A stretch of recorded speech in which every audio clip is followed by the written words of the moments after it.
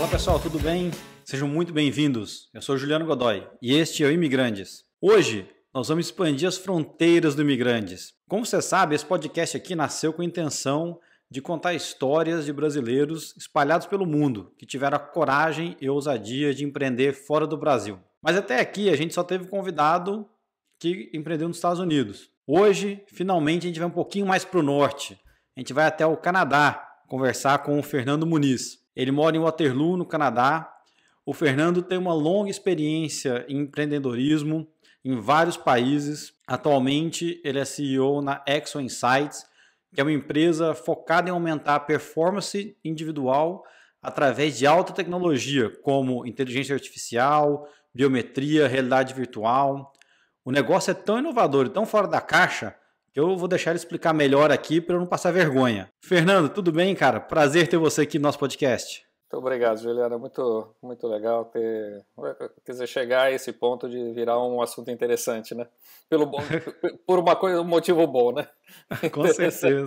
Muito obrigado. Acho muito interessante a oportunidade aqui. E, cara, para a gente começar, conta um pouquinho para a gente, então, da sua trajetória, da sua história, de onde você é no Brasil e como é que você foi parar aí no Canadá, cara? Nossa, a história eu vou tentar resumir, né? Porque eu levo no Canadá há 5 anos, mas eu não sou um imigrado direto do Brasil, né? Eu saí do Brasil em 96, vou falar, tenho 58, né? Quer dizer, para ser um empreendedor.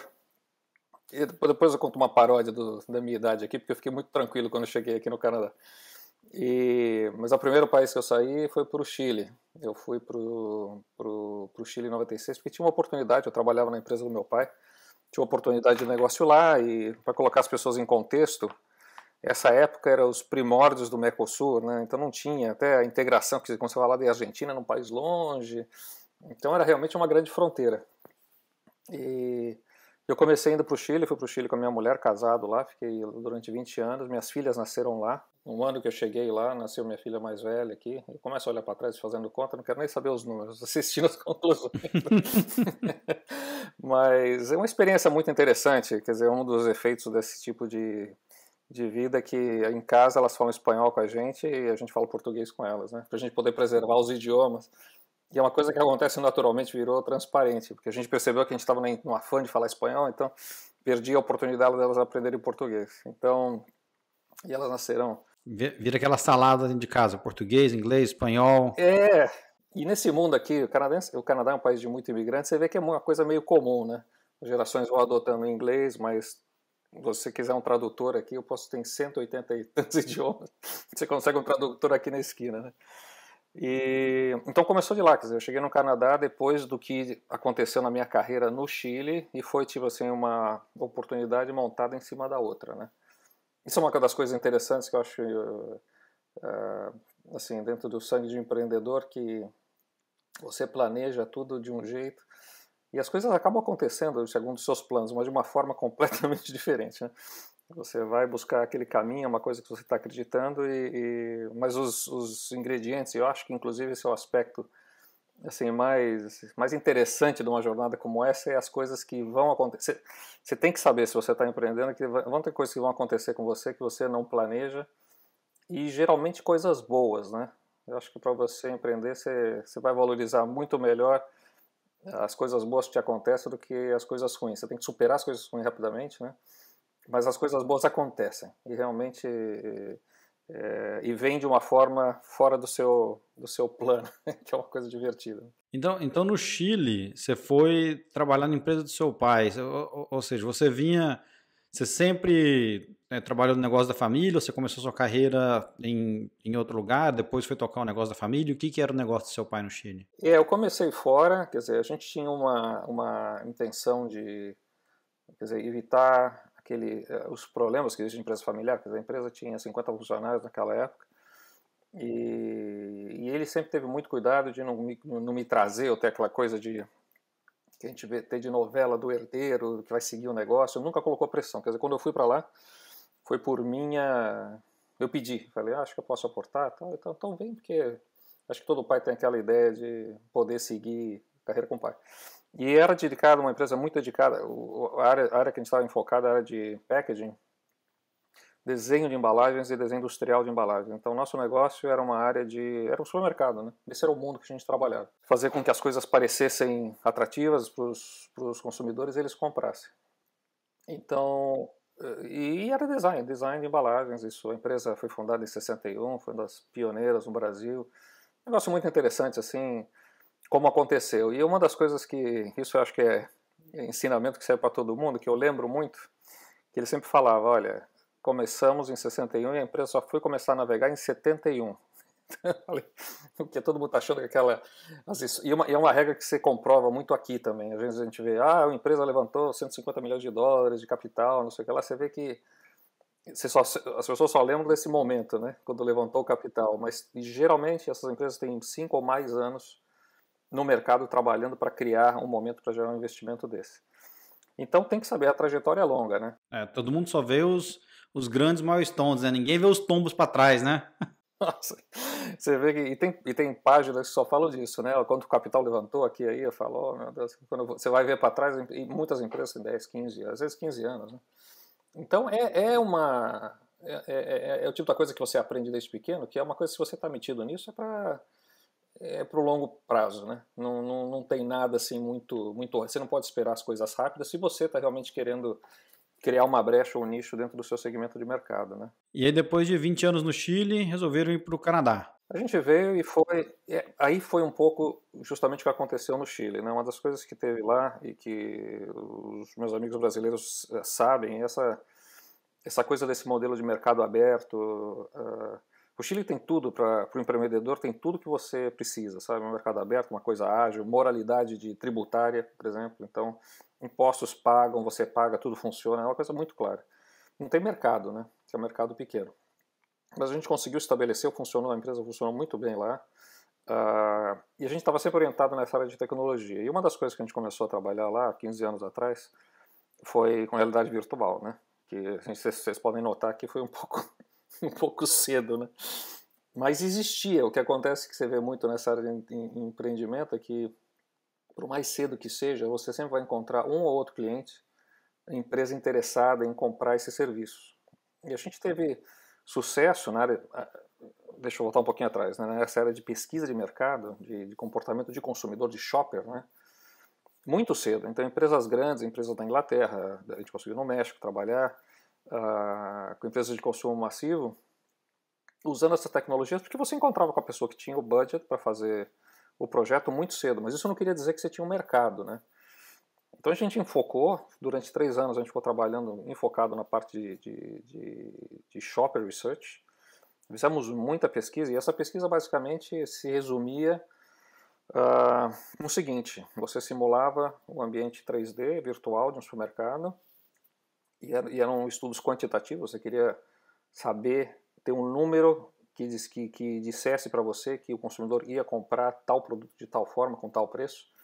Então eram estudos quantitativos e basicamente a gente fazia um recrutamento na rua, trazia as pessoas, juntava 100 entrevistados para cada hipótese. Uma hipótese, por exemplo, uma embalagem vermelha nessa posição, a B era essa embalagem um pouco mais barata. E do momento que a gente pegou esses sistemas, e tudo a gente fazendo trabalho de hardware também, né, integrou eye tracking, a gente conseguiu transformar aquele instrumento que era aproximadamente uma percepção de comportamento num instrumento científico, né? Usando justamente o olho como um indicador de comportamento. Tinha todas as técnicas de entrevista pré e pós, mas no final a gente começou a trazer uma solução onde você simplesmente abandonava a necessidade de perguntar, fazer pesquisas projetivas, né? Você compraria se o produto fosse... Porque esses tipos de pesquisa tem muito bias, né? As pessoas respondem de uma forma, elas respondem o que elas acham mais adequado para a tua percepção da imagem delas, entendeu? Então, você compraria, eu não quero parecer um cara avarento, então eu digo que sim. Então tem muita distorção. E esse tipo de pesquisa você pegava as pessoas, colocava o casco virtual lá e falava, reproduz a sua última visita ao supermercado na categoria, era só a categoria.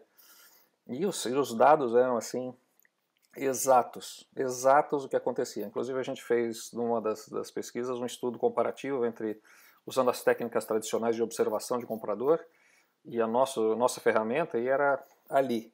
Com a diferença que um entrevistador com uma prancheta recolhia 6 pontos de dados e a gente recolhia como 100 pontos de dados, né? Então a riqueza da pesquisa era enorme. Mas aí, crise de 2008, toma de decisão no mercado foi para tudo quanto é lugar, a gente não conseguiu continuar vendendo isso, a gente começou a orientar o que era realidade virtual e pesquisa para a área de treinamento industrial, porque o Chile é um país muito forte na área de mineração, né? Produzem 35% do cobre do mundo, e isso fez com que a gente começasse a olhar para os mercados de fora, porque o que essa crise fez foi fazer com que os diretores de inovação das empresas, empresas grandes, né, fossem embora do Chile, né? O pessoal cortou. Eu escutei uma anedota uma vez na área mineira que a mineração é um negócio de muita margem, muito capital, né? Intensivo e muito capital, mas quando vinha uma crise, as empresas aproveitavam ao máximo para cortar custos, sabe? Então cortavam diretores, então os diretores foram para o Canadá e para a Austrália, mas daí comecei a buscar contatos E são dois países fortes em mineração, né? Acho que para quem não conhece Exatamente. esse setor é bom destacar isso também. São os centros. E a gente começou a ver o que a gente poderia fazer. Foi um pouco o começo da mudança aqui para o Canadá. Né? Fernando, eu queria voltar um pouco, cara, eu queria entender, assim, como foi essa mudança vocês mudaram o negócio, né? Vocês estavam no negócio de design de embalagens e foram para o negócio de realidade virtual, né? Assim, foi um processo que vocês foram desenvolvendo ao longo da empresa ou de repente vocês tropeçaram na tecnologia e falaram, precisamos fazer algo com isso? Como que foi?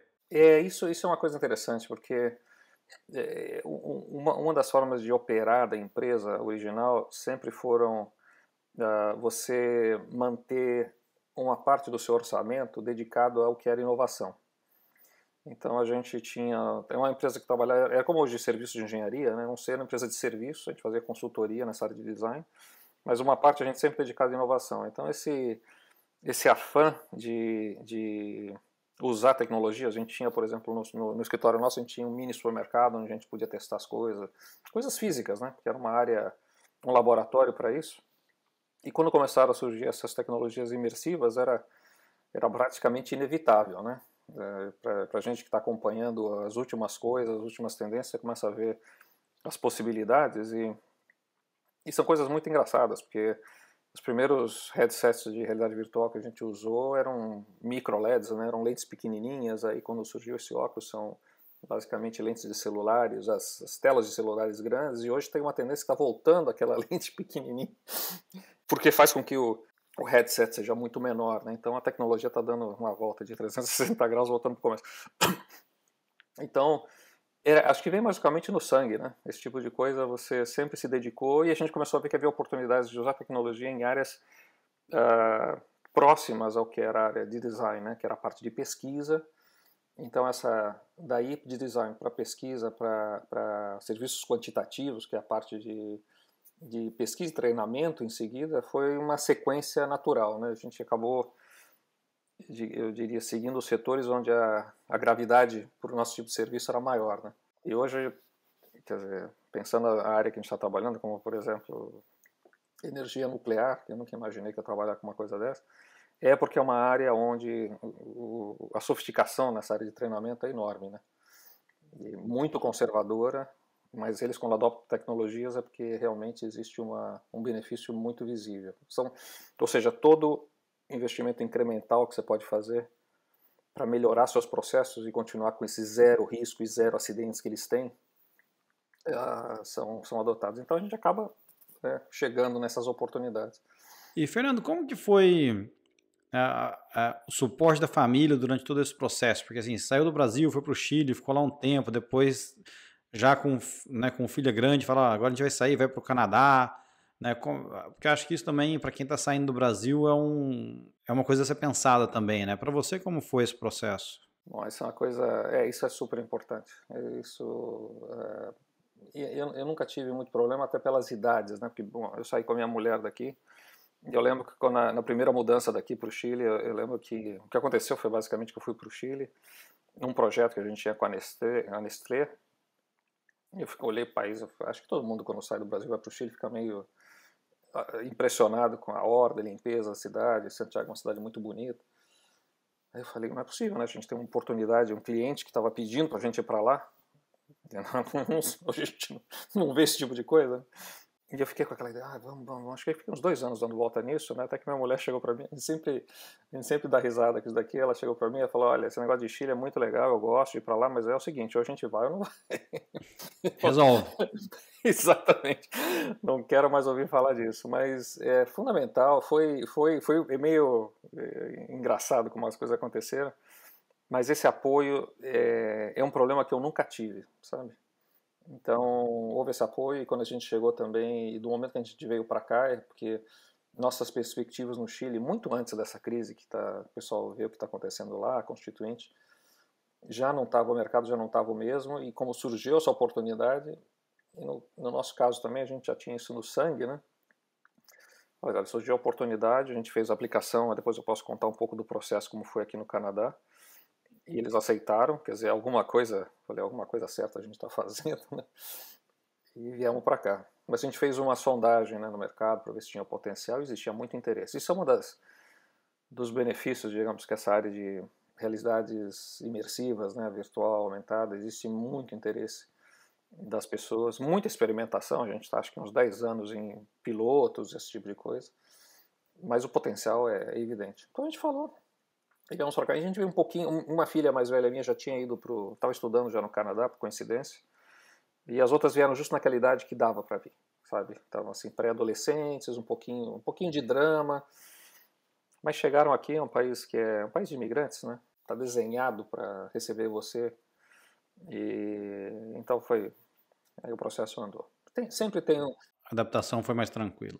foi mais tranquilo, mas sempre tem que ter assim tem um pouquinho de dor ali, mas você está, né, equilibrando, né, os seus benefícios. E vamos entrar um pouquinho então no seu negócio em si. Conta pra gente então o que é a Exo Insights, o que vocês fazem? Onde a gente nessa jornada toda acabou focando nossa especialidade era na área de desempenho humano. A gente chama aqui é chamado Human Performance, que tem a ver, é uma área integralmente ligada à parte de treinamento, mas está enfocada basicamente no como as coisas são feitas, não é no conteúdo, no conhecimento acumulado ou objetivo. Ela está enfocada em a forma que você está fazendo as coisas. E essa forma a gente traduz como o estresse, o nível de estresse, a sua disposição física, fatiga, todos os elementos que estão em torno do bom desempenho de uma pessoa durante seu trabalho. E a gente faz isso através de sensores, isso é como um Apple Watch, por exemplo, é um caso de sensor. Eu uso um anel também que tem um sensor, quer dizer, eu estou obrigado a usar todas essas coisas, mas são só esses aqui. e que medem certos pontos de informação que você correlaciona e consegue passar informações para esse trainee, para ele relacionar com a atividade que ele está fazendo e fazer o trabalho dele melhor. Agora, isso se aplica então, quer dizer, a realidade virtual é uma das áreas que a gente trabalha também, porque você usa os ambientes virtuais para simular situações de alto risco, né? Mas também se usa em ambientes reais, né? Você não precisa só fazer isso em simulações, você pode fazer isso também em treinamentos reais, como a gente fez uns meses atrás com o exército inglês, inclusive, através de uma empresa da Inglaterra, medindo como eles se comportam nos treinamentos, nos exercícios de treinamento. Você vai dar feedback a nível de pontos de atenção, a hierarquia dos grupos, como eles estão trabalhando.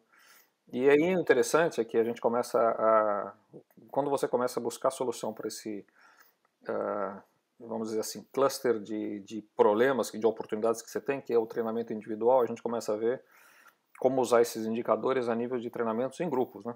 De grupo, como o pelotão vai se comportar e quais são os problemas de comunicação para você fazer com que o grupo atue de uma maneira ótima. Então, não sei, respondi mais ou menos? Eu vou chegando nos exemplos. Assim. Não, eu acho que sim, seus exemplos são bons, né? Mas eu acho que vocês estão muito à frente do seu tempo e acho que também a tecnologia é muito avançada, etc. Então, estou tentando, assim, traduzir isso para, sei lá, para mais gente, né? Seria certo dizer que, assim, é uma empresa de treinamento, né? Vocês dão, o foco de vocês é treinamento. E aí me corrige, tá? Se eu falar bobagem aqui. Sem problema. Então o foco de vocês é treinamento. Só que não é aquele treinamento de PowerPoint entediante que você põe a pessoa 5 horas na sala. É um treinamento meio que on the job, né? O treinamento executando a tarefa, né?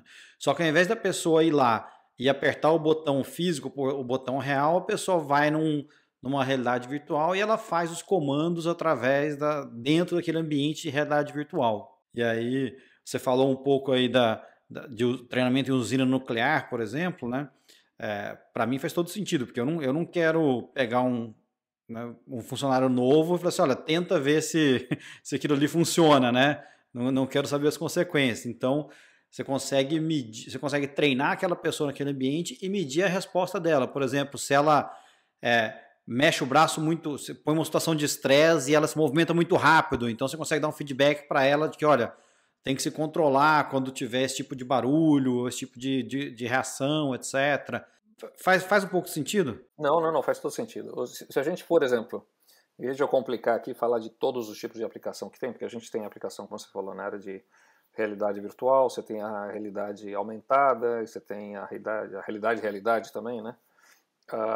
Pensando no caso de realidade virtual, o que você faz basicamente é estressar o trainee ali numa situação totalmente segura, né? Você vai colocar ele numa situação segura, onde você vai estressá-lo para ver se ele vai reagir da maneira correta com essas situações adversas, por exemplo. Então, tem uma emergência, ele está, por exemplo, numa sala de controle de uma usina nuclear, e ele vai ver os sinais lá, e você vai poder dizer para ele se ele, por exemplo, para fazer uma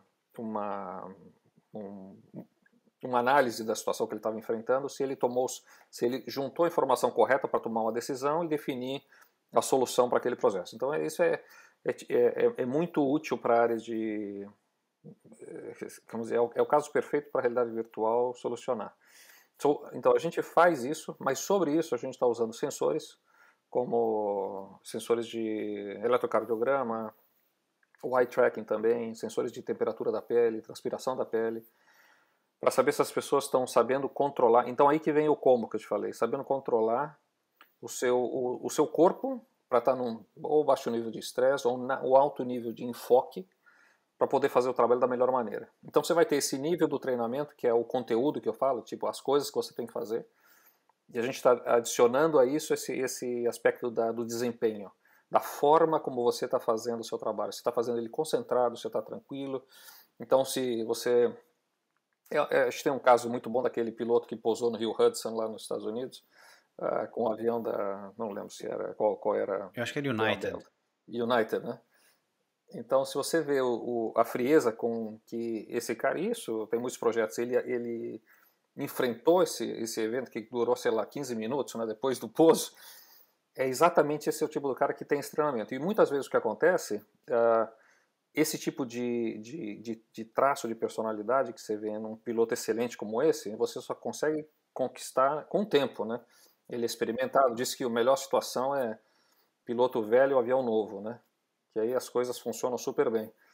Então, para você fazer com que as suas pessoas, nesses tipos de trabalho de alto risco e mission critical, como fala, consigam ter essas habilidades mais cedo no tempo, é onde a gente entra. A gente começa a trazer para ele o resultado da inexperiência que ele tem para enfrentar a situação de estresse mais cedo. Então eu vou falar para os trainees que a maneira como o estresse dele... O estresse é um fator importante, mas isso também é o comportamento da sua atenção. É um dos indicadores. Um dos indicadores, né? Então a gente traz esse grupo de indicadores e dependendo do caso especificamente, porque em alguns casos é mais importante o visual, em alguns casos é mais importante o motor, dizendo, olha, para você melhorar, você tem que lembrar que é isso, você está dormindo poucas horas, por exemplo, tem esses indicadores, você sabe que a temperatura está muito alta, e isso indica que, e a maneira de você solucionar isso é essa. E a gente chega numa área que é difícil, que acho que todos nós temos um desafio grande nessa área, que é a mudança de hábitos, né? Porque muitas vezes a gente tem o hábito de dormir, o hábito de comer, o hábito de sei que lá, e para você mudar, tipo, a hora que você dorme, você fazer dorme um pouco mais tarde, às vezes você dorme um pouco mais tarde, você acorda péssimo, dorme um pouco mais cedo, como você consegue aos poucos fazer com que as pessoas melhorem seus hábitos para o melhor desempenho no trabalho?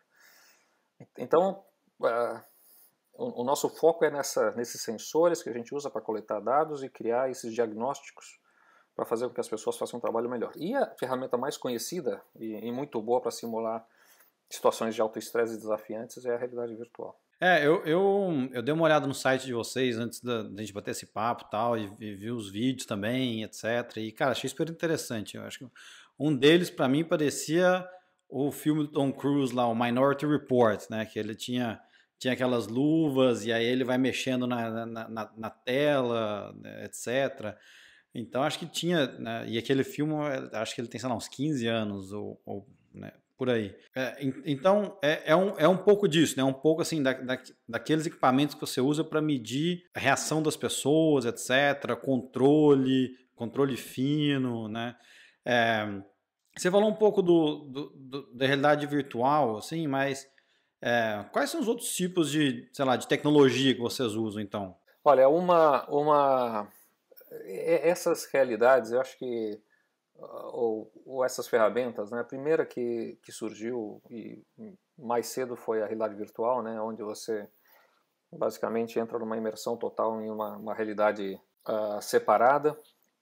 E depois surgiu a realidade aumentada, onde basicamente, para simplificar, você tem uma tela, a sua tela de realidade virtual é transparente, que permite que você possa ver a realidade. Então ele agrega uma camada de objetos, Pokémon Go, esse tipo de coisa, né? Essa é uma dúvida que eu tenho, cara. Qual é a diferença de realidade aumentada, né, augmented reality, e realidade virtual, virtual reality? Eu preciso pegar meu óculos aqui. Pera, eu esqueci meu óculos. Não, tudo bem. Tudo bem. Não, beleza. Mas olha aqui, ó. Tenho meu óculos. Tá muito bem. Isso aí já é da família, já pode entrar na família, né? Mas vamos lá. Então, qual que é a diferença então, de realidade aumentada e realidade virtual? Tem só essas duas ou tem mais? Não, tem 4 siglas. VR, realidade virtual, tem a R, realidade aumentada, tem a XR, que é Extended Reality, que na realidade a gente usa como um conceito geral de todas as outras. E tem a Mixed Reality, onde você traz objetos reais dentro da realidade virtual.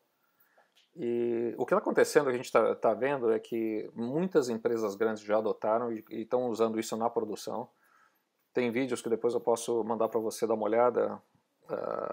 Lockheed Martin, Boeing, usando isso para passar os cabos dentro dos aviões ou fazer a rebitagem das cápsulas espaciais, esse tipo de coisa.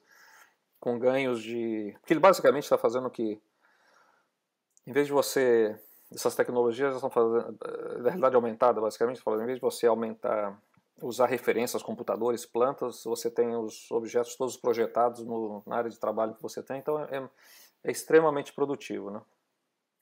Mas, ao mesmo tempo, essas tecnologias elas estão se fundindo em formas especiais. Então, a realidade Mixed Reality, por exemplo, você tem certos headsets que permitem que você, enquanto você está fazendo um Flight Simulator, você pode usar um joystick real. E você está vendo a sua mão naquele ambiente. Então, você está usando a tecnologia, você tem essa mistura de objetos reais dentro da realidade virtual. Isso facilita a adoção de realidade virtual assim, um monte.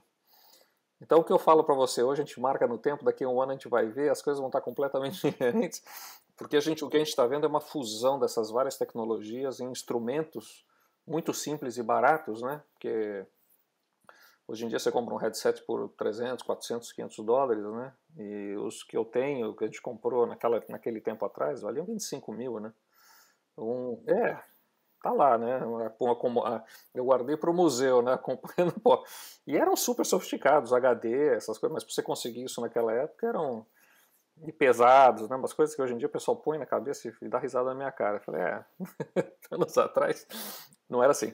Então, realidade virtual, vamos simplificado. É um ambiente completamente sintético, né? Você põe aquilo lá e você se transporta dentro de um ambiente, um videogame, uma coisa que você fica completamente subtraído da realidade real.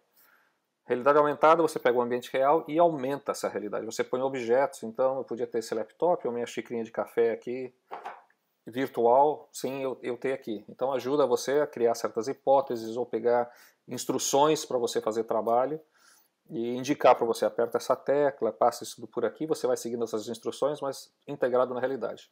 A realidade aumentada, inclusive, tem um benefício que é o fato de que existe menos rejeição, sabe? Porque as pessoas, quando põem o headset de realidade virtual, às vezes se sentem isolados, a gente, exatamente, não se sentem confortáveis, né, usando. Tem gente que tem problema de ficar enjoado também.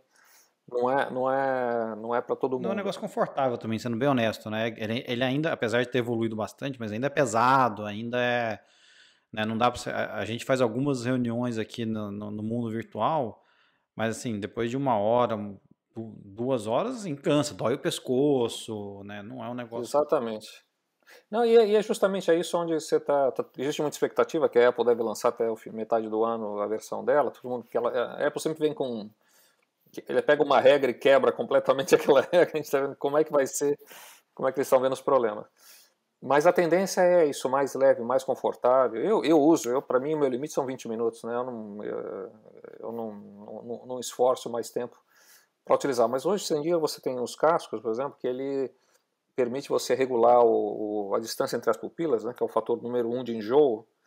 Porque você tem que ajustar a distância entre as pupilas, porque a convergência dos olhos, senão seus olhos ficam permanentemente tentando enfocar além da tela, porque o ponto de convergência está ali na frente. Isso gera um enjoo profundo. A gente sempre insiste, as pessoas têm que se acostumar para poder tirar proveito. Mas depois que você está confortável, o que você faz, quer dizer, você pode estar preparado, treinado para operar uma fábrica inteira sem nunca ter estado lá, né? Então é isso que eu falo, a gente está nessa fase, a gente está, digamos, 80% lá nesse aspecto da usabilidade, sabe? Mas ainda não estão. Os headsets mais caros são muito fáceis de ser usados, mas ainda não estamos numa situação super. Ainda não chegamos no final, onde isso virou um monitor, sabe? Que você liga e usa. Fernando, você citou algumas indústrias né, que tem uma aplicação clara, né, disso aí, então acho que talvez eu queria que. São duas perguntas aqui, acho que eu queria que você falasse hoje, assim, né, quais são as indústrias né, que mais se beneficiam do HPI, né, do Human Performance Improvement, e o que você vê no futuro, cara? Você vê isso indo para onde? Olha, uma das coisas que a gente não se surpreende muito é que eu lembro que eu via há uns tempos atrás uns gráficos da adoção. A gente estava trabalhando na área de mineração, né, naquelas épocas do Chile, e vendo as indústrias que usavam mais esse tipo de tecnologia. Então a primeira era tudo relacionado à aviação, né? A aviação já era conhecido que os pilotos, eu não vou saber os números atuais hoje em dia, mas os pilotos têm que fazer 160 horas de simulador todo ano. Então a simulação já é uma realidade virtual, né? Isso sempre existiu, acho que desde 1960 por aí, os simuladores. Depois a área de medicina, né? A área de medicina é outra área onde você vê muita adoção. É super interessante porque para cada indústria você tem um benefício essencial. E na área de medicina, quando eu falo cirurgia, né? Um dos benefícios de você usar a realidade virtual para você. Então, você imagina, você vai fazer uma operação, tirar um tumor do cérebro, né? Você faz as tomografias, pega aquele mapa, você sabe exatamente onde está o tumor. Então, o que os médicos fazem é pegar essa informação, colocar dentro do simulador e fazer a cirurgia toda simulada. Então, ele põe, corta aqui, faz antes de chegar no paciente. Porque o que você consegue com isso é reduzir o tempo de exposição do paciente ao risco, né? Porque cirurgia é uma coisa que quanto mais tempo aberto, mais risco de infecção, então você reduzindo o tempo é um benefício. Então, por isso falar, ficou na sala de cirurgia 4 horas, é um desastre, é uma coisa super alto risco, né? Porque o problema que você está resolvendo pode virar outro.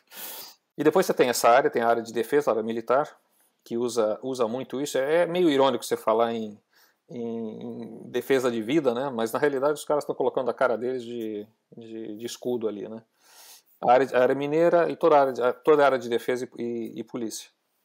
E policiamento, né? Então, onde você vê esse risco de vida é onde essas tecnologias fazem mais diferença. E onde você vê os maiores índices de segurança é justamente aonde esse tipo de tecnologias fazem diferença. Onde você está buscando aquele ingrediente novo, aquele 1% de melhora que você pode fazer nos seus processos, onde essas tecnologias fazem diferença, né? Então você vai pegar os operadores das salas de controle de um reator, se você vê como é que funciona, você vê como é que é o ambiente, e você vai fazer com que eles entendam a forma que eles estão fazendo o trabalho deles melhor. se você jogar assim para os anos 60, assim, meio psicodélico, é uma coisa de autoconhecimento, biofeedback mais científico. Você vai ter dados que são validados cientificamente, que indicam que você está no nível de estresse alto e que você tem que controlar isso. O que acontece tipicamente quando você vê os bons profissionais da área hoje em dia, e mesmo médicos cirurgiãos, né? Não sei se você teve em sala de cirurgia alguma vez. Não, eu tirei apêndice, se isso contar. Mas essa é uma boa, porque eu tive nos partos das minhas filhas, né, que foram cesarianas, e eu estava lembrando disso, né, as técnicas que estava lá o obstetra, estava o pediatra, o anestesista, e como eles fazem, eles têm técnicas de mitigação de estresse pelas conversas que eles têm, porque eles têm uma noção clara que aquilo é uma situação de alto risco. Então um está fazendo piada com o outro, eu chegava lá e já conhecia, porque depois dos terceiros você já está, mas faz parte, né? Já sabe como não atrapalhar. E você vê a forma que eles, como os técnicos, eles têm uma forma informal de quebrar e baixar o nível de tensão, porque eles sabem que existe um risco de vida sempre. Isso, e quando o pessoal fala, médico ganha muito, não ganha, eu falo, acho que ganha cada centavo que eles fazem, porque eles têm a sua vida no dedo deles, né?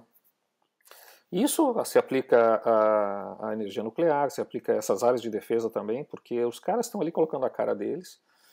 Você vê que são sistemas altamente sofisticados. Quanto mais eu conheci desses sistemas, mais eu respeito. Quanto mais você entende, mais você vê dos sistemas como funcionam. Tem muita gente inteligente aqui. E justamente nessas áreas onde esses pequenos incrementos de melhora em desempenho fazem muita diferença. Então, por isso que existe um interesse, por isso que a gente está nessas duas áreas. Onde a gente vê nosso potencial é realmente nessa área de geração de energia, a área de defesa e a área farmacêutica, né? Para fazer com que essas pessoas, claro, que ponham a vida deles ali na linha, né, façam isso da melhor maneira possível, né? Cara, é fenomenal, bicho. É outro mundo, cara. E assim, hoje você está trazendo para a gente, acho que uma aplicação real e uma aplicação, vou dizer, talvez não seja a melhor palavra, mas assim, digna desse tipo de tecnologia, né? Por que eu estou dizendo isso? Porque hoje, assim, tá falando muito do metaverso, etc. E aí, assim, o foco talvez, sei lá, tá sendo em videogame ou em, né, gente comprando terreno no metaverso de 1 milhão e blá, blá, blá. Então, assim, por isso que eu falo, assim, tem umas coisas que são meio, sei lá, eu vou tentar não emitir minha opinião. Mas eu queria saber a sua, cara. Essa é ótima. Eu não quero falar nada, mas você se vira e fala... Olha, Você que é especialista, assim, o quanto desse negócio de metaverso é buzz, é só buzzword, e o quanto isso realmente, cara, é a tecnologia do futuro que a gente não entende ainda. Olha, eu vi outro dia eu sou da geração que assistiu os Matrix 1, 2 e 3 antes de ver o último agora, e sempre fui fascinado por essa série, pela qualidade de cinema que tinha ali, né? E outro dia eu vi uma entrevista do Keanu Reeves falando ele tava assim, aquele jeito dele, porque ele é um cara super assim, pacato e nunca agressivo, mas ele estava falando que uma das coisas que mais incomodava ele é o Zuckerberg se apropriando do conceito de metaverse, né? Chamando a empresa dele de meta. Ele falou, isso é a coisa que mais me incomoda, porque ele é o ator protagonista de um filme que fala justamente sobre isso, né? The Matrix é um metaverse. Da pior expressão, daquelas expressões bem bioptic, né?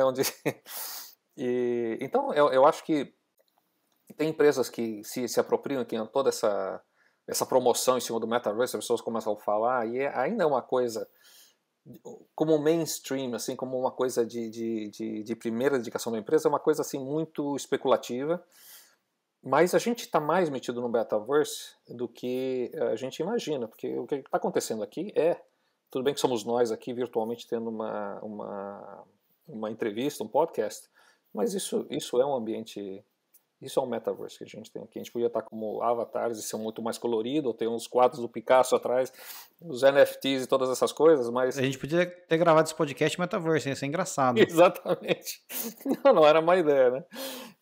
Então essa virtualização da vida é uma coisa que o que eu acho engraçado, eu li um livro sobre realidade virtual, assim, nos primórdios, um daqueles caras que você vê que a pessoa tinha uma visão muito clara há muito tempo atrás, justamente falando de como a gente está mais acostumado à virtualização do que a gente tem ideia.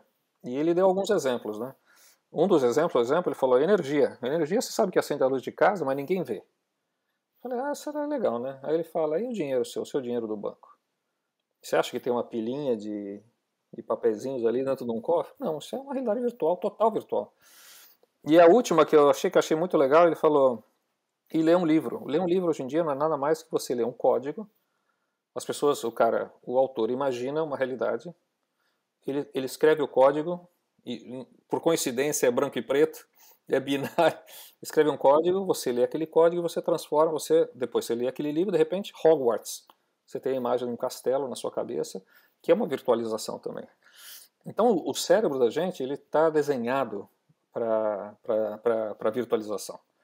A gente virtualiza. Uma das coisas que a gente notou muito claro, que ficou claro no nosso trabalho aqui, é como a gente trabalha, todos nós trabalhamos com base a modelos mentais, né? A gente modeliza, no caso dos simuladores é um caso famosíssimo isso, que você quando vai fazer um treinamento simulador, você pega o operador ou o piloto, você fala, você vai agora voar ali, não sei o quê, São Francisco, vai fazer uma aterrissagem com uma tempestade, por exemplo.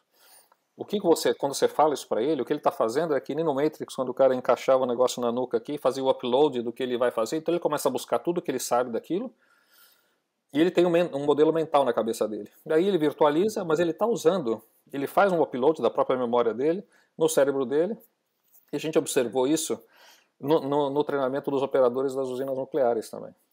Isso tem a ver com desempenho, human performance também. Qual era a qualidade do modelo mental que você tinha, porque se de repente eu tenho que resolver um problema num reator lá e eu não consigo ver o detalhe, aí é onde eu tenho um problema de human performance. E o que eu faço para poder melhorar esse modelo mental? Pode ser um modelo de CAD, alguma coisa, mas o problema, você consegue chegar no problema exatamente por esse breakdown, essa fatoração que você faz da forma que as pessoas pensam nesses simuladores, né? Então você vê que cada vez que me faz uma pergunta, acho que eu complico mais a resposta aqui.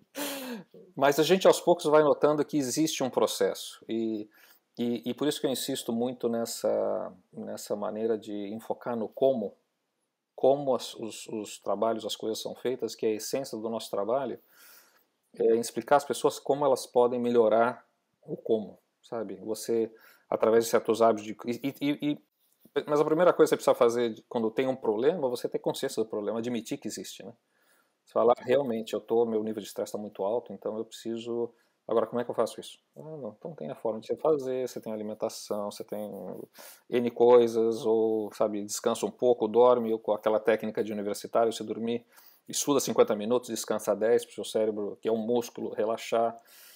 E isso você tem melhoras de desempenho, sabe, enormes. Só que a primeira coisa, você precisa saber se tem um problema, né? Desde que a gente está tentando definir. Cara, eu tô me divertindo um monte, assim, eu sei que esse aqui é um podcast sobre empreendedorismo, mas eu tô com o modo nerd ativado aqui, cara. Bom, pode, então, bem-vindo, né? A gente não sai assim. Não, eu queria perguntar uma coisa, cara, você falou bastante de como que o ambiente e como as condições humanas, eles influenciam na performance, né? E aí, na hora, me veio na cabeça o trabalho do Daniel Kahneman, né? Tanto o original, que foi o primeiro lá do Pense Rápido e Devagar, Thinking Fast and Slow, que fala dos vieses, etc., de como que a gente, né, tem um monte de viés, como o último livro dele que chama Ruído, né? No Brasil chama Ruído, aqui chama Noise, que é justamente isso. Ele fala, por exemplo, que, né, quando tem, sei lá, o juiz tem que dar uma sentença, né? Se é depois do almoço, às 2 da tarde, e ele não almoçou ainda, tende a ser mais desfavorável à pessoa que está sendo julgada. Se é depois do almoço, às 2 da tarde, ele já almoçou, ele está tranquilo, né? Ele tende a ser mais favorável, dar uma sentença mais branda, né? Então, pelo que eu entendi, tudo que você faz de mapeamento, de biometria, mapeia essas coisas também, né? Como que o sono, alimentação, etc., influencia na performance da pessoa, né? Bom, você pode imaginar que muitos desses sistemas que eu falo, eles não param nunca, né? Você não é que é trabalho de um turno, são 3 turnos. Os operadores vou usar essa referência que é o que eu tenho um pouco mais conhecimento na área das plantas de energia, eles 24 horas, né? Eles fazem 200 horas de simulador. Os simuladores são idênticos. aos que eles têm lá, eles têm que fazer isso. Ser licenciado é muito difícil, são 2 a 4 anos de estudo que os caras fazem. Quando eu vejo isso, eu falo assim, pelo menos ele está seguro, né? Porque nunca explode, essas coisas não explodem, elas derretem. Mas você começa a ver o nível de conhecimento humano, como é profundo e como essas máquinas são geniais, e como você, ainda assim, o fator humano, o comportamento humano é fundamental nesse aspecto. Então, esse tipo de trabalho que a gente faz vai me dizer se certo operador ele se desempenha melhor no turno da noite, por exemplo. De repente você tem um fator que você vai descobrir que durante o dia você se desempenha muito melhor, você está muito mais enfocado, por mais que você trabalhe de noite, né? Porque você tem que batalhar contra o teu ciclo de sono e todo esse tipo de coisa. Mas somos assim, a gente tem que reconhecer. Eu acho que é o reconhecimento dos ciclos de sono do corpo, dos seus biorritmos, de uma maneira científica, e tentando tirar proveito disso para o seu melhor desempenho. Então, não adianta ficar achando que somos super-homens, né, que todo mundo consegue. A gente se esforça, bom, e principalmente a gente em área de empreendedorismo, né, você não é 24/7, 365, né, todos os números lá, você está sempre ligado. Mas como eu posso fazer isso e também ter meus breaks, descansar e manter meu desempenho da melhor maneira possível? E meu trabalho aqui, eu não tenho a vida de ninguém na minha mão, né? E isso essas ferramentas estão todas colocadas, a gente estava trabalhando para ter essas ferramentas colocadas juntas para fazer a recomendação para esse pessoal que trabalha nessa área se desempenhar melhor. É uma coisa fascinante, mas e aí você soma a outra dimensão do trabalho individual e do trabalho em grupo, né? Como você pode fazer que a comunicação do grupo funcione de uma forma onde aconteça uma emergência e você vai saber como eles resolvem aquilo da melhor maneira possível e sem falhas. Até chegar na área que a gente está aqui, isso é um pouco fruto de conhecer os sistemas e tentar adaptar a nossa vocação de inovação para o que o mercado estava buscando, né? Então você começa a entender e ver as peculiaridades de cada tipo de aplicação, que são muito sutis. Aqui também tem sindicatos, por exemplo. Você tem que ter um aspecto onde tem que haver um benefício para o operador, e tem um monte de facetas, um monte de coisas que considerar aí. E, Fernando, assim, eu podia perguntar mais umas 50 coisas sobre isso, cara, mas deixa eu voltar para esse negócio de empreendedorismo, negócio, porque senão os 2 ouvintes do meu podcast vão começar a reclamar e tal. Você prometeu 12, pelo menos, hein? Oh, desculpa, cara, eu vou dar um jeito, eu chego lá. Mas eu queria que você contasse pra gente, cara, como que é empreender no Canadá? Foi fácil abrir o negócio? Como é que é a burocracia? Eu já aprendi bastante dos Estados Unidos, que, enfim, comparado com o Brasil, e você tem uma perspectiva do Chile também. Então, eu acho que seria legal você contar pra gente aí, cara, como que é ser empresário no Brasil, no Chile e no Canadá. Eu vou tentar ser o mais justo possível, porque eu sei que tem melhoras, e o Brasil eu não conheço faz 25 anos, né? Eu sei que tem medidas de governo onde fizeram que a burocracia fosse facilitassem para empresas, empreendedores. O Brasil tem essa grande vantagem de ser um mercado muito grande, que não acontece nem no Chile nem no Canadá. O Canadá é um mercado mais sofisticação de volume, né? São 37 milhões de habitantes, e o Chile eram 17, metade daqui. Muito fácil abrir no Chile. Olha, o que eu posso te colocar, uma das coisas que me marcou muito chegando aqui, deixa eu falar coisas sobre um aspecto menos que a burocracia, porque a burocracia evidentemente é muito menor. Eu abri tudo remotamente as empresas, não sei se custou $500 um advogado, tinha um pacote, abriu e você vai embora. E uma das coisas que aconteceu, contar alguns casos assim, eu quando cheguei no Chile eu queria comprar um workstation para área de desenho industrial, que era o último que tinha, desenvolvido por uma empresa que chamava Silicon Graphics, que foi a empresa que criou o Unix, né, esse sistema que foi a base dos sistemas operativos. Era o máximo, né? Era a máquina, para quem queria brinquedinho, essa máquina era o máximo, custava $50 mil o computador, mais o... E eu cheguei no banco e falei pro banco, eu quero importar isso daí, como é que eu faço? Porque o meu hábito era Cassex e todas essas coisas, tinha que pedir a carta de crédito. O cara virou e falou assim, importa, traz aí, depois você vai pagar, porque não tinha barreira nenhuma de compra, né? Eu saí, eu me senti assim completamente um homem das cavernas, né? Eu saí de lá e falei, mas o que eu estou fazendo aqui, né?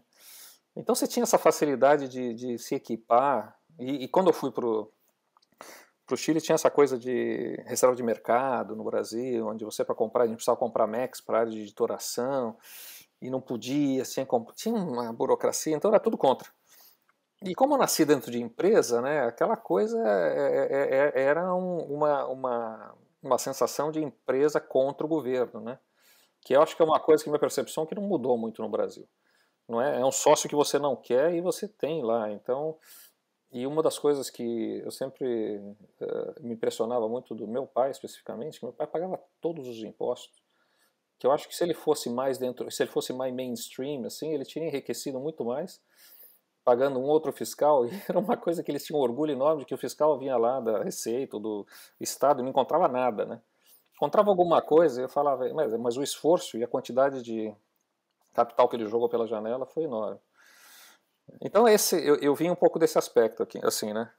Aí uma das coisas que mais me marcou quando eu cheguei, passando a parte do Chile, cheguei no Canadá, foi, e isso espero que isso faça sentido para o pessoal que escuta aqui, foi o fato de eu ser, em princípio, eu ser honesto, eu ser uma pessoa honesta.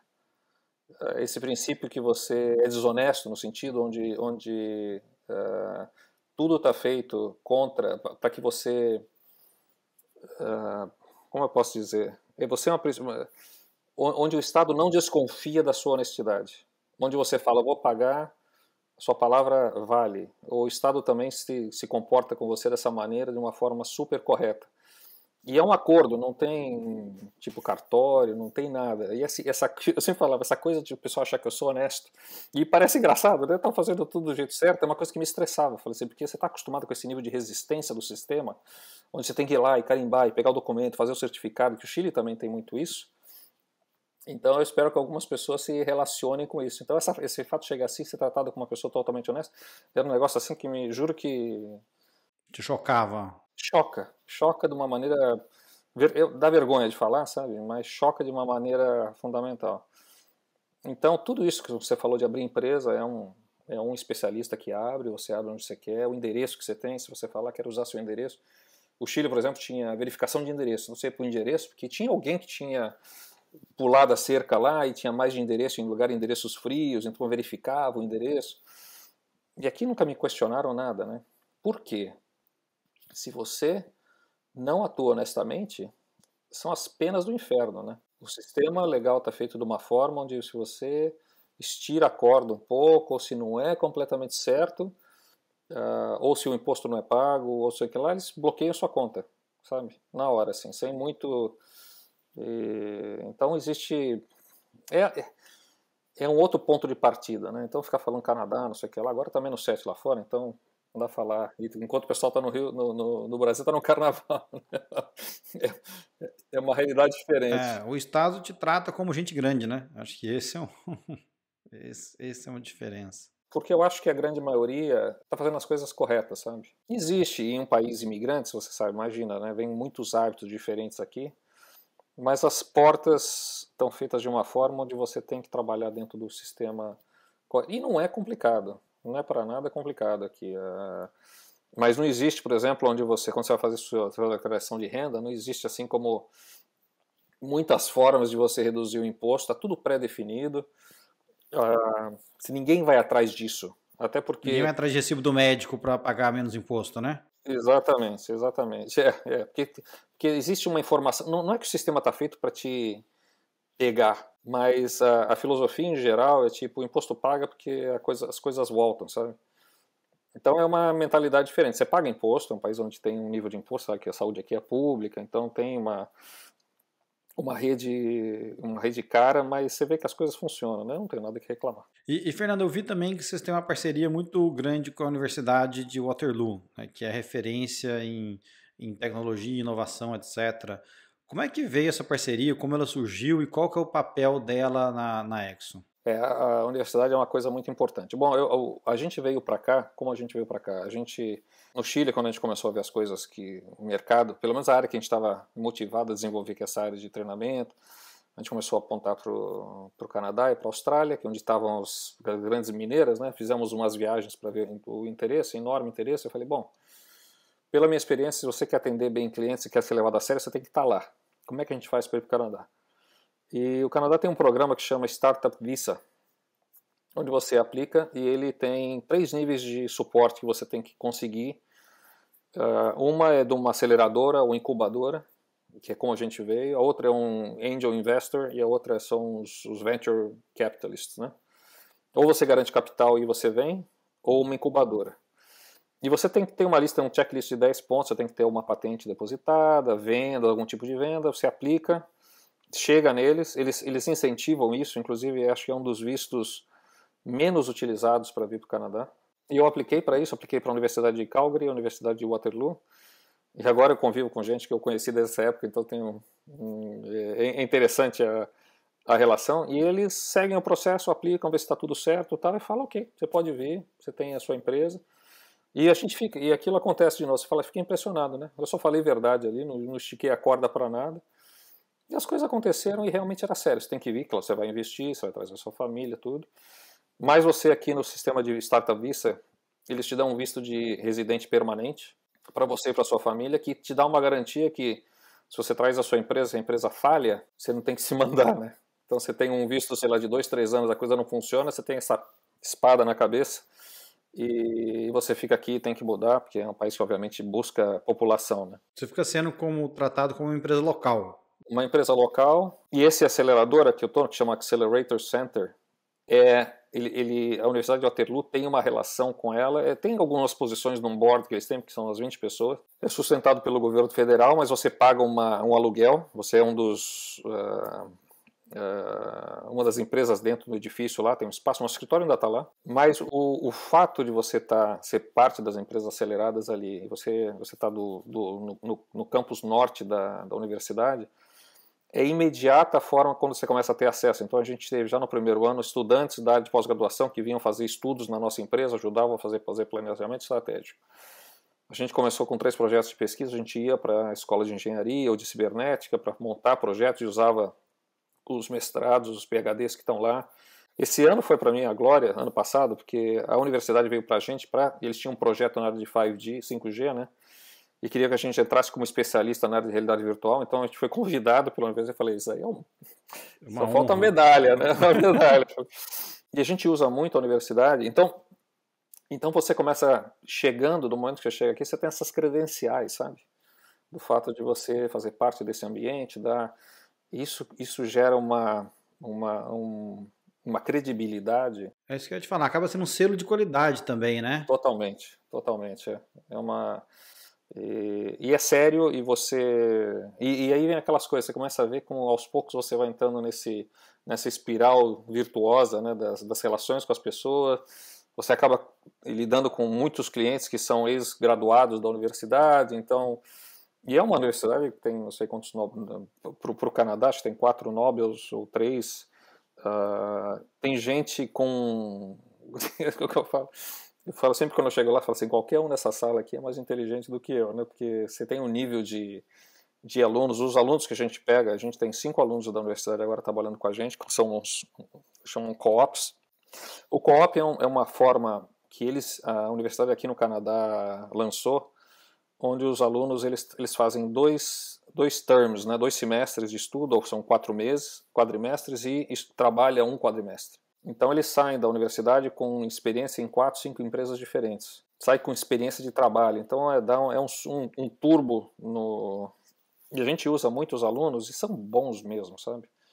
Eles têm bem selecionados, então você pega ou só na área de programação, o cara vem com conhecimento. Não é que o cara está fazendo estágio ali e fica sentado, sabe? Não. O pessoal trabalha em coisas de verdade. Então é um lugar, eu super recomendo, né? Se alguém está interessado e quiser ter mais informação, eu posso ajudar sem nenhum problema, que o país está buscando, o país está buscando um talento, precisa só aguentar o inverno, né? Que o inverno começou final de novembro.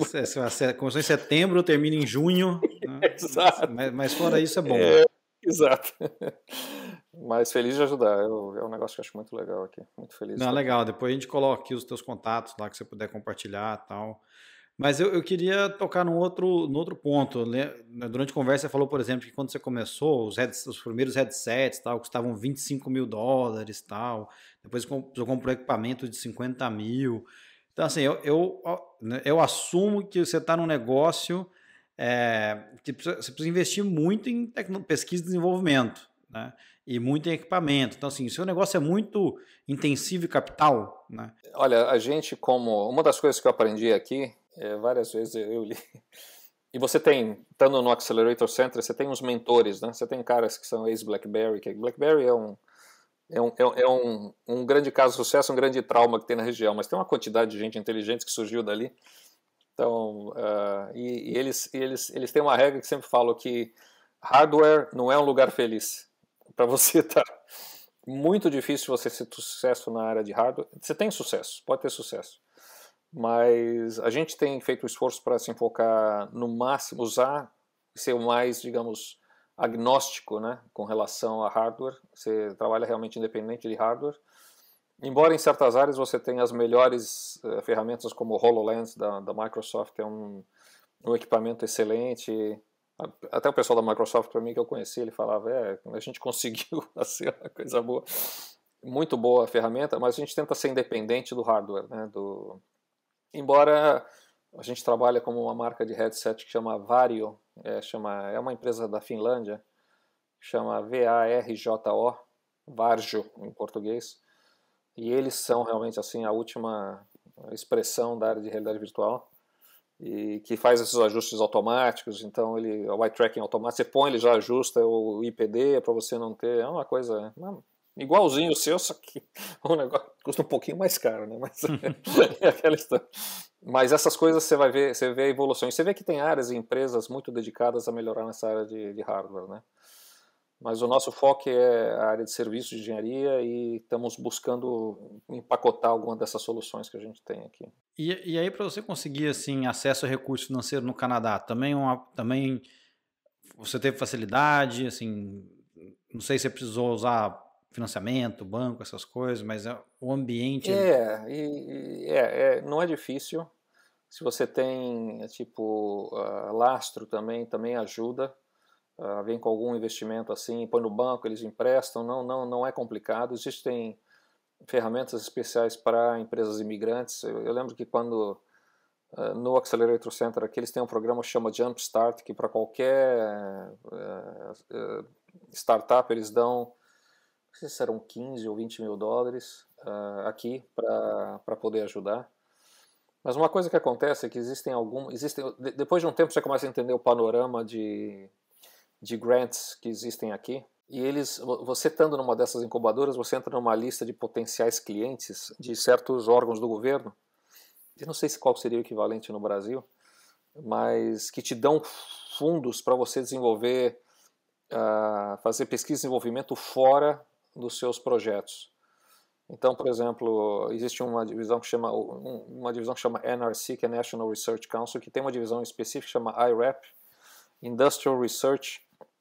E esse pessoal, e é uma coisa que me tomou um tempo para entender. O primeiro ano eles se entrevistavam, falavam, eu sou o seu advisor e você precisa saber como a empresa vai. Eles vão vendo como é que a empresa vai indo, e veem se você começa a mostrar venda e sucesso, aí eles começam a te dar projetos e grants para que você se estabilize durante um tempo. Então eu tenho sendo brasileiro, que somos todos, né, a gente sabe como a gente tem uma casca grossa. Tem certas coisas que eu vi aqui, eu falei, canadense deve ser muito preguiçoso, né, porque você tem essa sensação aqui no Canadá desse colchão social, né. Minhas filhas foram para uma escola pública, que não fez diferença nenhuma, né, trabalhava em escola, sempre vivia estudando em escolas privadas. A saúde é pública, tem seus ranços, que às vezes as pessoas falam, não posso ir no médico quando eu quero, mas funciona. Então acho que tem certas coisas aqui que são um desincentivo ao empreendedorismo. Eu percebo assim, mas uma coisa bem de fundo, não que você note. Porque se você vem com espírito empreendedor aqui, os recursos que estão, e muitas vezes os recursos que eles têm para investir em empresas de inovação não são nem usados, porque eles não têm casos para aplicar o suficiente. Entendi. Falta gente. Falta gente. E falta projeto, né? Não é só gente, né? Tem que ter gente, tem que ter um projeto bacana. Exatamente. Mas você tem esse suporte e a conversa, e aí que vem de novo, né? Com o tempo você vai começando a relaxar, então eu já não converso com os advisors, por exemplo, assim como, vou tentar Não se conta as coisas como é que estão mesmo, sabe? Porque não vale nada. Eles sabem exatamente, eles estão aí para fazer com que sua empresa tenha sucesso. Então você fica realmente mal acostumado, sabe? Fica realmente mal acostumado com isso daí. Agora, o mundo está se fechando um pouco, né? Covid, todas essas coisas. Então são anos que têm sido desafiantes, acho que para todo mundo. Mas eu acho que desde um princípio, foi uma decisão muito, muito acertada de a gente vir para cá, assim. E você tem, quer dizer, a empresa, no final, isso para qualquer um que esteja pensando em vir para o Canadá, a empresa vai continuar sendo você, né? Mas você, só pelo fato de você colocar uma bandeirinha do Canadá ali no seu cartão de visita, se é que alguém ainda usa isso, é uma credencial muito séria. Eu estive numa feira na Inglaterra e você notava isso, sabe? Bom, a Inglaterra e Canadá são países muito próximos, né? Tem essa coisa do Commonwealth, isso aqui, a monarquia constitucional, né? O Canadá, o parlamento, todas essas coisas, mas são países muito próximos. Você vê essa idiosincrasia similar, o humor, é uma coisa muito divertida. Mas faz uma diferença as credenciais. Até para poder, eu penso até para você mesmo vender para o Brasil, sabe? O fato de você ter aqui uma base e tirar proveito de todos esses benefícios, porque não se preocupe que se você quiser desenvolver alguma coisa para exportar e vender para o Brasil, o Canadá vai estar totalmente feliz de apoiar. Então pode pensar grande e ambiciosamente. Pô, legal. E Fernando, nesse tempo todo que você, enfim, tá fora, no Chile ou mesmo aí no Canadá, qual foi o momento mais difícil que você passou? Você falou um pouco da crise de 2008, etc. Foi aquele ou teve algum que foi pior? Teve um momento que você pensou em desistir, assim, falar, não, tá muito difícil o negócio, vou largar. E se você não desistiu, o que te levou a seguir? Não, mas aqui, por exemplo, a curva, exatamente, a curva para você chegar sentir que as coisas começaram a engatar foi mais longa. Porque existe um fato aqui que eu estar nessa aceleradora foi bom para entender como é que funciona a cabeça do canadense em termos de negócio, né?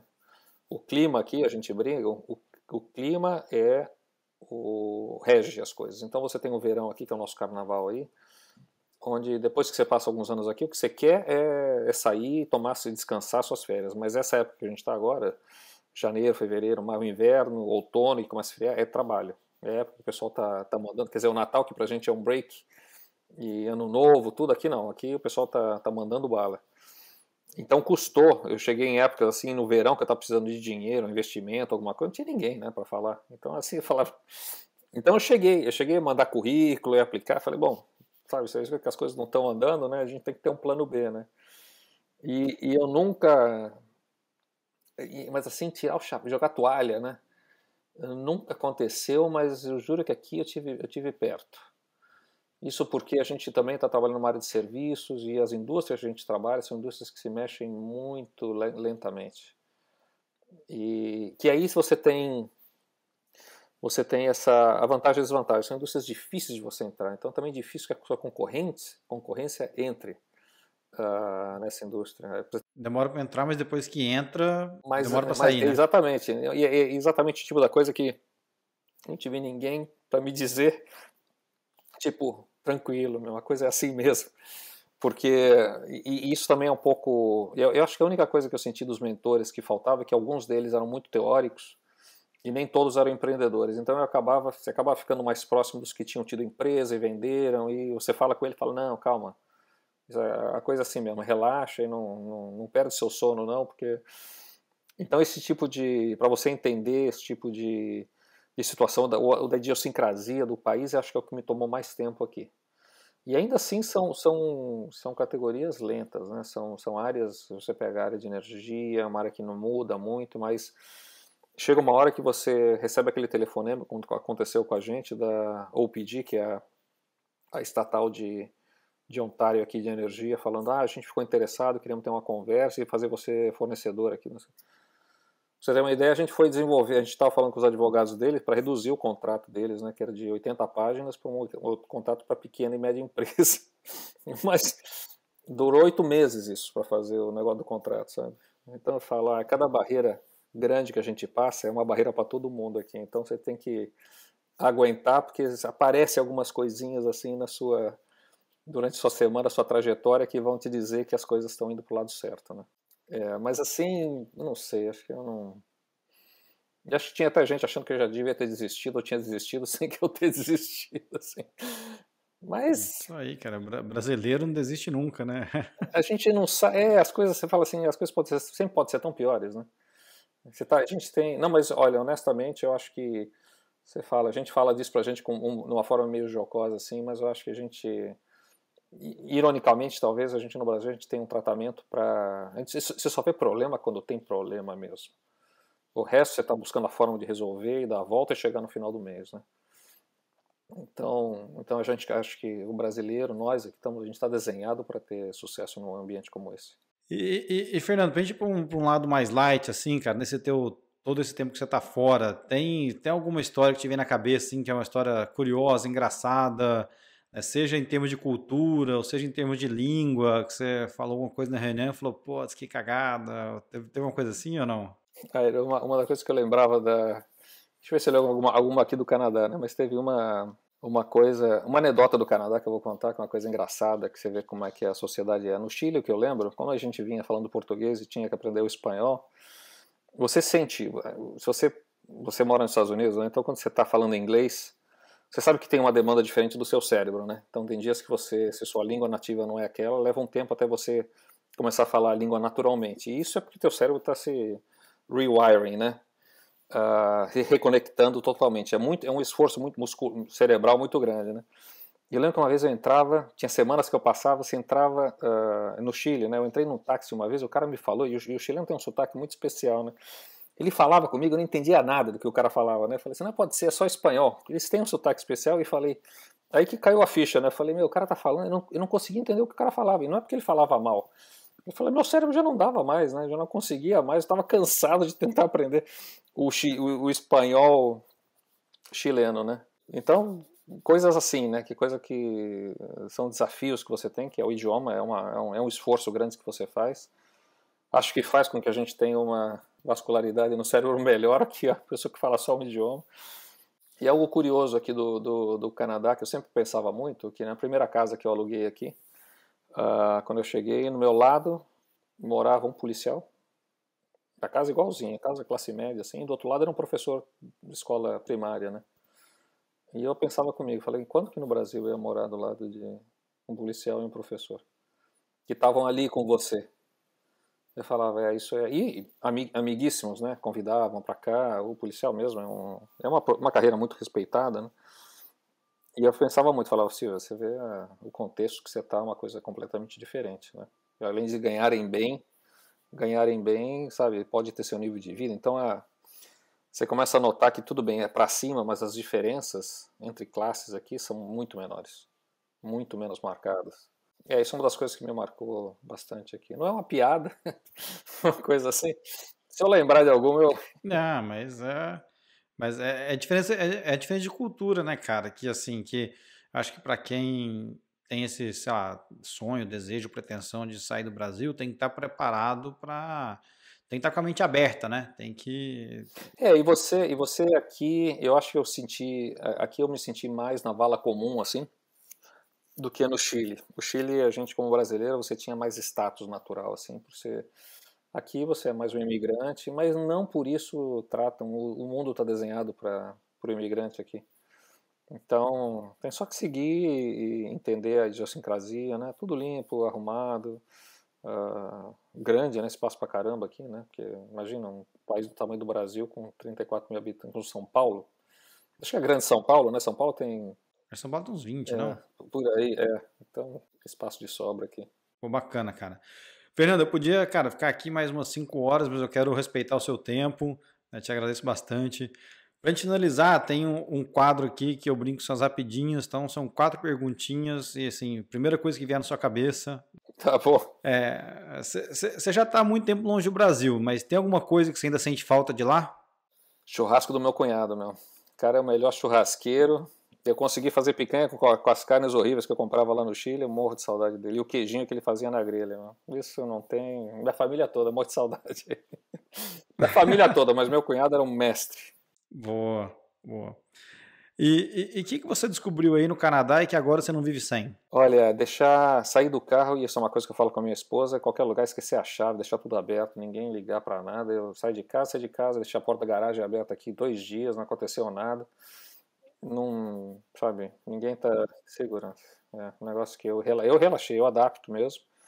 Então me adaptei completamente. E que conselho que você daria para quem quer embarcar nessa aventura e empreender no Canadá? Olha, eu acho que tem que ter uma visão de longo prazo. Longo prazo, quando eu falo 5 anos. Se você quer empreender empresa, tem outras opções para você vir cá como trabalhador qualificado, né? Você tem diploma, área de TI, obviamente tem muita oportunidade. Mas tem que acreditar que dá certo. É muito curioso, porque para um brasileiro que está acostumado a resolver tudo e ser super ágil, aqui as coisas você tem a sensação que as coisas andam mais devagar.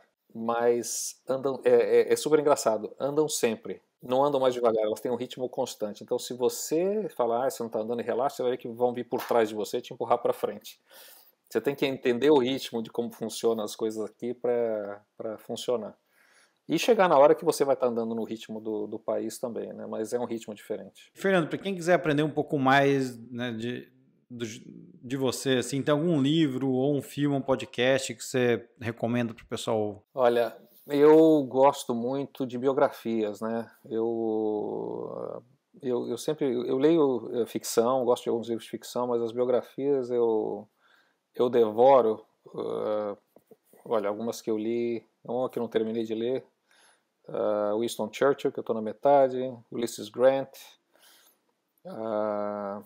Tem uma do Brasil que eu também recebi, Barão do Rio Branco, eu não sei qual que era que me mandaram aqui, que também a gente tem as nossas personalidades do Brasil. Ulysses Grant achei muito impressionante, porque ele virou presidente dos Estados Unidos por 2 anos, mas ele começou a ter sucesso aos 50, então me identifico. George Washington é interessante, porque me marcou por parecer muito menos expressivo do que eu achava. Então eu acho que as biografias são interessantes. E agora, justamente quando a Ucrânia invadiu a Rússia foi invadir a Ucrânia, Contrário. eu recebi uma da Margaret Thatcher, que eu sempre admirei muito pelo pragmatismo dessa mulher, e tem umas expressões dela falando do absurdo que aconteceu, que líderes assim fazem falta, né? Eu acho que as biografias são interessantes se você gosta desse tipo de leitura, em geral são livros enormes, né? Mas dá uma sensação de contexto, e você vê que no final as imagens que a gente tem de certas coisas são traduzidas em vários desafios, pedacinhos que fazem um sentido, e você vê que o maior traço de trás de todas essas grandes pessoas era uma perseverança, sabe? Ele apontava, falava, é o que eu gosto, descobriu sua vocação e vai atrás e acaba conseguindo, né? Eu acho muito inspirador. A do Churchill é uma coisa assim, que se a gente tiver uma estátua lá na frente do parlamento, mas quando você começa a ver a vida do cara, você começa a concluir porque a sorte que a Inglaterra teve de ter essa pessoa ali, porque o cara tinha todo conhecimento militar, levou 3 tiros, nunca morreu, passou por não sei quantas, são umas coisas que começam a ver assim. Então a história, embora não ensine muita coisa a muita gente, você pode aprender muito com ela. Então eu sou um fanático de biografias. Legal, bacana, cara. Fernando, de novo, muito obrigado, cara, pelo seu tempo, por compartilhar aqui com a gente, né, o seu conhecimento, sua experiência. Agradeço bastante. Onde é que o pessoal te acha? Onde o pessoal acha a Exxon? A hora do merchan aí. Bom, a Exo Insights, não, Exo Insights, o site é exoinsights.com, né? EXO Insights, EINSIGHTS.com. Aí estão todos os dados, tem meu perfil de LinkedIn, o meu e-mail, se alguém quiser escrever, eu não tenho problema, feliz de conversar, se alguém quiser indicação sobre o Canadá, eu sou um defensor muito grande aqui. Meu coração é brasileiro, e eu acho que a característica de eu ser brasileiro é o que faz você ter sucesso aqui. Você começa a ver as coisas boas muito além do que os canadenses veem também. E é Fernando, @exoinsights.com. Pode escrever, eu feliz de ajudar, de orientar, não tenho nenhum problema. No que puder ajudar. Muito agradecido aí, Juliano, o tempo com isso. Espero que seja de valor para os ouvintes. E adoraria ter feedback aí, saber deles aí, a novidade. Mas, por favor, escreva. Não, legal, cara, com certeza. A gente vai colocar todos os links na descrição do episódio. Vou colocar o link da Exo, vou colocar os teus vídeos também, que são muito bacanas, colocar lá para o pessoal ver, aprender um pouco mais. Também vou pedir para o pessoal, obviamente, quem ouviu a gente no Spotify, ou no Google, no Apple, todas as plataformas de streaming de podcast, vai lá, dá um review para a gente. Quem viu no YouTube, né, dá um like, subscreve no canal, deixa um comentário. Quiser mandar uma mensagem para o Fernando, para mim, fica à vontade. Queria agradecer o tempo, né, não só do Fernando aqui, mas de todo mundo que passou esse tempo com a gente, que ouviu o podcast, que viu aqui. Para mim, eu sempre digo isso e repito, o tempo é o bem mais precioso que a gente tem. Então, o fato de você ter passado esse tempo aqui comigo, com o Fernando, enche meu coração de orgulho, de gratidão. Então, obrigado mesmo. Mas, de novo, reforçar, pedir aquele favorzinho, dar uma ajuda no canal. A gente está começando, a gente tem uma história super bacana. Então vai lá, compartilha, dá um like, se inscreve no canal. Toda semana tem episódio novo aqui, né? Se tiver alguma sugestão, algum entrevistado que você quer que eu traga aqui no podcast, põe lá no comentário, me marca no Instagram. O Instagram é @jg.julianogodoy. E é isso aí, gente. Obrigado, valeu, até a próxima. Fernando, show, cara, valeu. Obrigado, Juliano. A todos aí, um prazer. Prazer muito grande. Prazer foi nosso.